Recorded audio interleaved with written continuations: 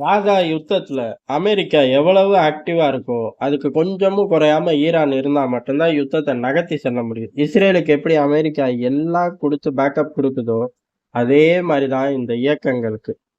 லெபனான்ல இருக்கக்கூடிய ஹிஸ்புல்லாவாகட்டும், இல்ல ஏமன்ல இருக்கக்கூடிய ஹவுதி இயக்கம், இல்ல காசால இருக்கக்கூடிய ஹமாஸ் போன்ற அனைவருக்கும் சப்ளை செய்யும் யாரு அப்படின்னா, ஈரான் மட்டும் தான்.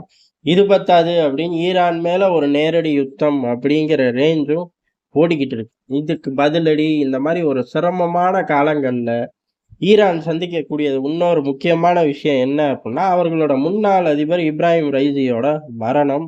அந்த மரணத்தோட என்குவைரியோட ரிசல்ட் இந்த மாரி பல விஷயங்களும் ஹோல்டுலயே தான் வைக்கப்பட்டிருக்கு. உதாரணமா இஸ்மாயில் ஹனியோட மரணத்துக்கு பதிலடி, அது காணாமயே போயிருச்சு. இதுக்கு முன்னாடி ஜெனரல் சுலைமானிக்கு பதிலடி, இந்த மாரி பதிலடியே ஹோல்ட்ல ஒரு 10, 15 இருக்கும். அது பத்தாது அப்படின்னு முன்னாள் அதிபரோட இறப்பு ஒரு சதியா, இல்ல விபத்தா? அதையே வெளியிடாம இருந்தார்கள். இப்படி பல பிரச்சனை. இதுக்கு நடுவுல போர சந்திக்க போறோமா? இல்லையா? அப்படிங்கிற தலைவலி. ஈரான சுத்தி இவ்வளவு புயல்கள் இருந்தாலும், மெல்ல மெல்ல ஒவ்வொன்னா ரிலீஸ் பண்ண ஆரம்பிக்கிறார்கள். ஓரளவுக்கு கிரவுண்ட்ல உள்ள உளவாளிகள வேட்டையாடிட்டோம் அப்படின்னு ஈரான் நம்புது. அடுத்த ஆப்பரேஷன் வெற்றிகரமா நடந்துச்சுன்னா, ஈரான் நம்பிக்கையில மண்ணள்ளி போட்ற வேண்டியது தான்.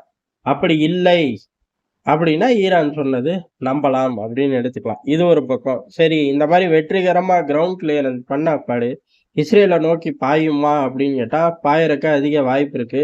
அதுக்கு நடுவுல பெண்டிங்ல இருந்த முக்கியமான விஷயம், உள்நாட்டு பாதுகாப்பு சம்பந்தப்பட்ட விஷயம். ஒருவேளை இப்ராஹிம் ரைசி மரணத்துக்கு பின்னாடி எதிரிகள் இருந்தா அப்படிங்கிற கேள்வி பலமா இருந்துச்சு. இப்ப அந்த ரிசல்ட்டும் வெளியில வந்துருச்சு. இப்ராஹிம் ரைசியோட மரணத்துக்கு காரணம் எந்த சதிக் கோட்பாடும் இல்லை அப்படிங்கிறது தான். அங்க உள்ள எல்லா தடயங்களும், அது ஒரு விபத்து அப்படிங்கிற இடத்த நோக்கி தான் போது. எதுவுமே எதிரிகளோட சதி செயல் இருக்குங்கிற மாரி எந்த எவிடன்ஸுமே இல்ல. எல்லா ரீதியிலயும் செக் பண்ணிட்டோம் அப்படின்னு சொல்லி அறிவிச்சிருக்கார்கள். விபத்துக்கு காரணம் 2டே ரீசன் தான். வானிலை மோசமா இருந்திருக்கு. அதே சமயம் ஆட்கள் கூட ஏத்துனது அப்படின்ட்டு இருக்கார்கள். வானிலைக்கு மனுஷன் ஒண்ணும் பண்ண முடியாது. அது யாரா இருந்தாலும் பண்ண முடியாது. அன்னை அமெரிக்காவா இருந்தாலும் சரி, இல்ல அடுத்த கட்டத்துல இருக்கக்கூடிய தம்பிகள் யாரா இருந்தாலும் சரி, ஒண்ணும் பண்ண முடியாது. ஆனா, ஆட்கள கூட ஏத்துனது அப்படிங்கிறது தவறு. அதுவும் அதிபர் போற இதுல ஏத்துனது அப்படிங்கிறது மிகப்பெரிய தவறு. எவ்வளவோ எமர்ஜென்சி, அர்ஜென்ட் அப்படின்னு கத விட்டாலும், கூடவே 2 சாப்பர் பயணிச்சுச்சுல்ல. அதுல ஒரு பயல ஏத்துறக்கு முடியாதா? இந்த கேள்விக்கு அங்க பதில் கிடையாது. ஒருவேள அந்த எக்ஸ்ட்ரா நபர ஏத்துனது நபர்கள எல்லாம் புடிச்சு உள்ள போட்டார்களோ, இல்ல புடிச்சு மேல அனுப்பிச்சுட்டார்களோ, அது சுப்ரீம் லீடர் கையில தான் இருக்கு. அவரு அதுக்கான தண்டனை என்ன அப்படின்னு மனசுக்குள்ள வச்சிருக்காருன்னு தெரியல. ஆனா இனிமேல் எந்த ஒரு விஐபி சாப்பர்லயும் எக்ஸ்ட்ரா ஆட்கள் ஏத்த மாட்டார்கள். குறைஞ்சது ஒரு 10லிருந்து 15 வருஷத்துக்காச்சும் ஏத்தாம தவிர்த்துருவார்கள் அப்படின்னு நம்பலாம். ஏன்னா பொதுவாவே இந்த மாரி சம்பவங்கள் நடந்தா அடுத்து உஷாரா இருப்பார்கள் ரொம்ப காலத்துக்கு.